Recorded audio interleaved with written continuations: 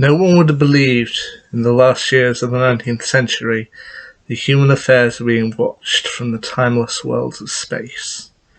No one could have dreamed that we were being scrutinized as someone with a microscope studies creatures that swarm and multiply in a drop of water. Few men even considered the possibility of life on other planets. And yet, across the gulf of space, minds immeasurably superior to ours regarded this Earth with envious eyes, and slowly and surely they drew their plans against us.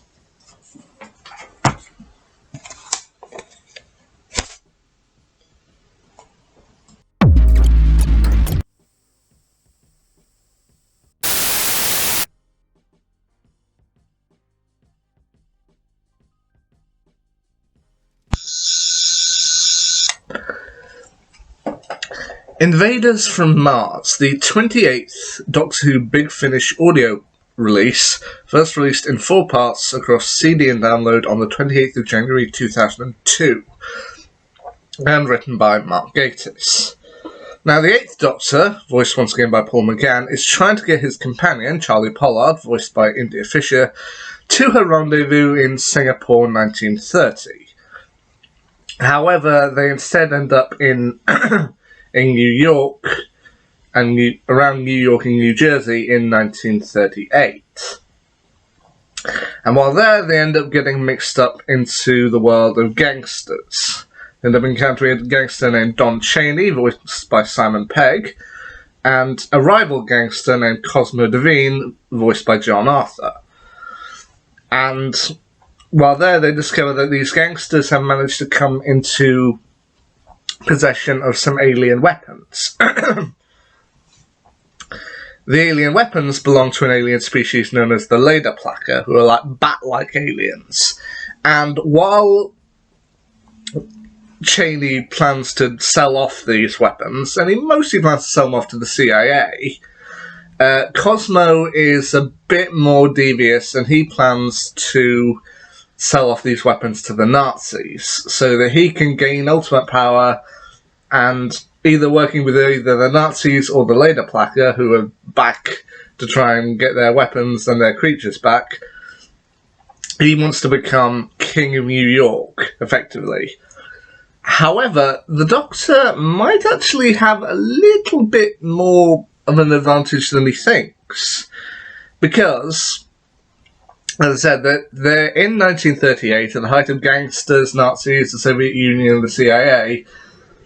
But at the same time, this is 1938 New York, and Orson Welles' production of War of the Worlds is being broadcast. Orson Welles, in this particular audio drama, being voiced by David Benson.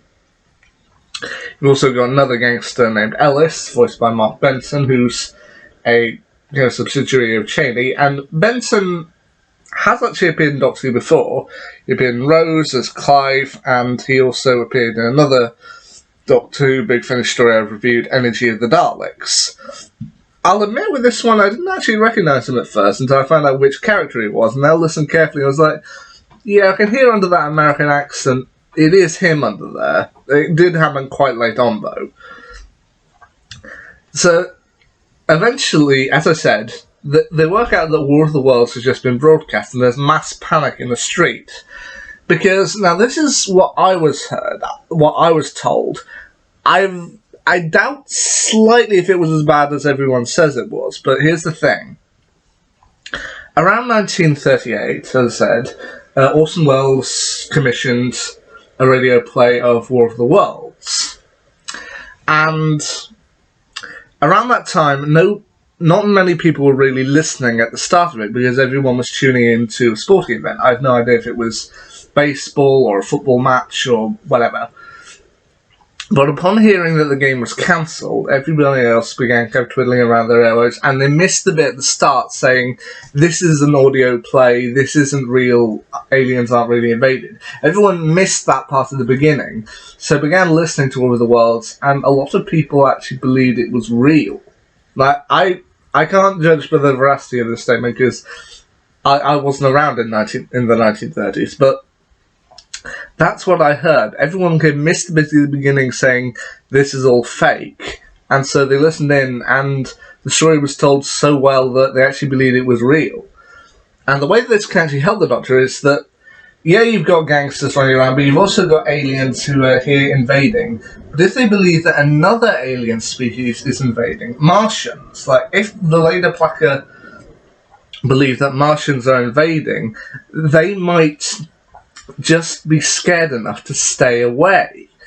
And that's... I do like how Doctor Who can sometimes work in key historical events. Like, the War of the Worlds broadcast, yeah, it's not going to set the world on fire, but at the same time, it was a thing that supposedly happened.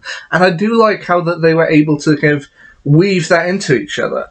You've also, as well as kind of gangsters and the like, they also get mixed up with the Soviet Union, because the Doctor gets mistaken for a private detective and is asked to kind of help track down somebody's uncle, but it turns out he's not really her uncle. He's a Soviet scientist, and she has been sent to bring him home because he has plans about the atomic bomb. And it does get a little bit complex here and there, but as I said, the main kind of focus on this, or the part that I really like, is how they worked in the War of the Worlds broadcast, and how the Doctor is able to essentially use that to scare the Leda Placa off. So yeah, I do think this is a fun story. And the last thing I just quickly want to mention with it is that it did supposedly include a returning Doctor Who actress. While a lot of the kind of reception guests or hotel receptionists were voiced by the likes of Mark Gatiss and Alistair Locke, which is part of the course, they've done a lot. Apparently one of the reception guests was voiced by Katie Manning. Joe Grant, except not Joe Grant in this case. So, I personally have never really watched or listened to any version of War of the Worlds, but I have heard of the broadcast in the 1930s, and this story, I feel it's a ton of fun. I mean, it's the first story in Paul McGann's second run, like in his second series of Big Finish audio dramas, and I think it's a lot of fun. Take a listen for yourself. If you have listened to any War of the Worlds audiobook or the like, give this one a listen. I think you'll find it fun. Anyway, that's my quick little thoughts on the Doctor Who Big Finish story, Invaders from Mars. Until next time, see ya.